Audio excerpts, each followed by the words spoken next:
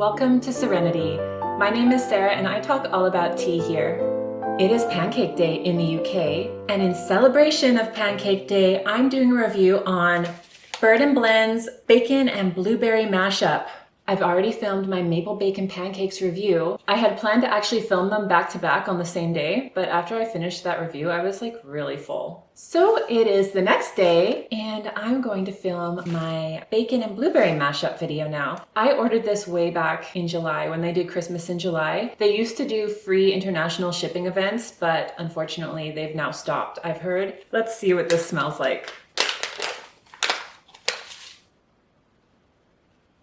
It has some similarities to the maple bacon pancakes one that I filmed. Obviously, it's in here. They've mashed two teas together, so that makes sense.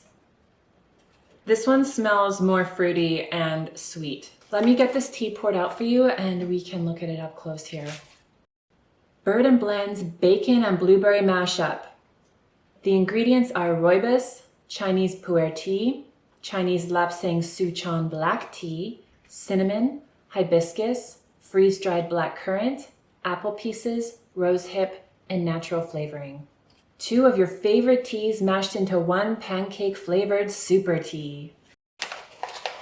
Get a nice scoop in here. It calls for 4+ minutes, so I'm likely going to steep for about 5. I boiled my water to 200 degrees Fahrenheit, which is a little bit less than a rolling boil. They call for 100 degrees Celsius, which is a rolling boil. There we go. Already getting some beautiful color in there. It is like pouring rain today. I was supposed to go on a hike with my dad this morning, and I never trust the weatherman anymore because he always lies to us. I feel like it's a government conspiracy to try to keep people from doing things. Tell them it's gonna rain, and then just joking, it's beautiful, but you have no plans. So sad for you. But today was actually accurate, so I'm not gonna hike in the rain. My dad is still going to go. He is such a trooper. I'm gonna try this tea hot and plain first, but I have something that's kind of fun. And that something fun is Campbell's Gold Haskap Berry Infused Honey. Now, Haskap berry is kind of like a wild blueberry. I grow a few of them at the farm. I don't get a very big yield off them, but apparently they're extremely hardy. So for those of you that live in colder climates, you can plant some Haskap berries. You just have to make sure you have a cross-pollinator. Oh, and then on top of that, I also have maple honey. Campbell's Gold just has all the best flavor honeys. This tea's been steeping for 5 minutes now, so let's see what it smells like. So the forefront smell is the smokiness, but not a heavy smoke. It's like a light smokiness. Then there's sweetness, some berries, and of course the rooibos. Let's see what this tea tastes like.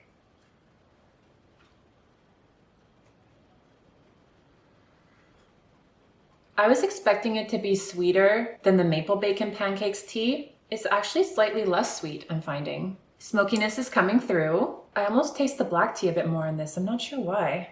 The bacon and blueberry mashup has a very light smokiness with a base of rooibos and then like hints of back ends of other flavors, like a little, I don't even know if I'm catching the blueberry. Like it's definitely not a fruity tea. It's nice. I never did sweeten the other tea that I tasted, so I'm gonna do that for this one and just see if it makes a difference. I'm gonna use a little hint of maple. The flavoring on these is very strong, so I don't wanna overdo it. On my last girls' day ever with my mom, I actually bought a little tiny, you know, the honeycomb thing where you're supposed to dip your honey in? I haven't used it yet. Man, we did so much that day. It was like something new that was gonna happen, so it gave me an extra special day. Ugh, grief, ugh, hits weird times. And a little dash of the Haskap berry. I want it to dissolve all the way because I want the flavor properly infused. Let's see what this tea tastes like with honey infused. I think I actually liked it better plain. Too much sweetness in this plain tea kind of steals from the smokiness a little. Still good, but definitely better plain. All right, on to the lattes. The way that I did it for this one is I put 2 perfect spoons of the tea. I poured in just enough hot water to cover the tea so that if there was any like sugars or anything, it would dissolve. And then after the water cooled, I topped it up with milk and put it in the fridge overnight. That's how I do my lattes. I'm gonna do up a cold froth first so we can try this tea cold. And then we'll do a hot one. I love my Hario cold steeper. I have 2 now. My sister has the big one. Definitely worth getting. This frothed up really nicely again. Oh my. So magical. You can see it really frothed up nicely. All right. Smells nice. Let's see what it tastes like. Definitely makes the smokiness come out more. It's nice. Like I said last time, I should have made tea ice cubes, and I don't know why I didn't do that last night. I should have after I said it, because I knew I was going to film this morning.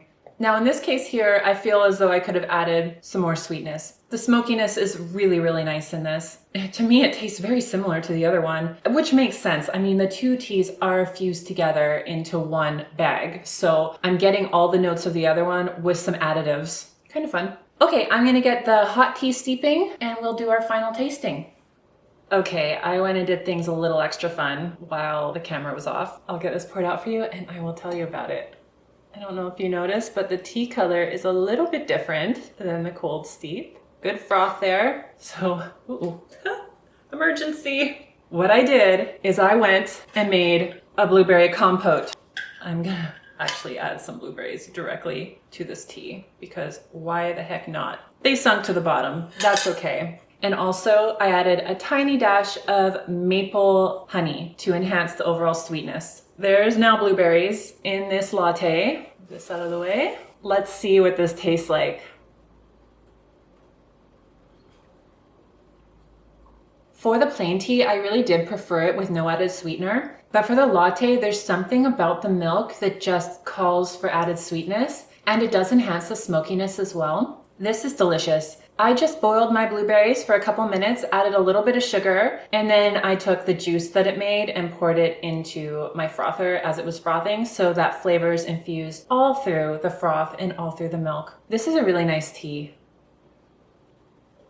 Yeah, I'm liking this. If you ever have the energy, I would definitely recommend making a blueberry compote for your latte. This is definitely a latte I would have again. It's unique and interesting. I like it equal to the other pancake tea. Does it have a pancake vibe? Yes, it has a hint of a pancake vibe to it. Again, like I said before, Bird and Blend seems to base their blends around the tea base, and all the fun additional flavors are more of a back end, with the tea actually being the star of the show. And that's the case here too. It's really nice though. This makes for a good latte. The tea has a strong flavor so it doesn't get hidden by the milk. And overall, there's a lot of fun things you could do with this. That concludes my tasting of Bird and Blend's Bacon and Blueberry Mashup. Tried 3 different ways. I was happy with all different varieties. I liked them all, although the star is definitely, again, the latte. The lattes always win. It's funny, I don't make lattes very often, but when I do my tea tastings, the lattes are always like top of the list.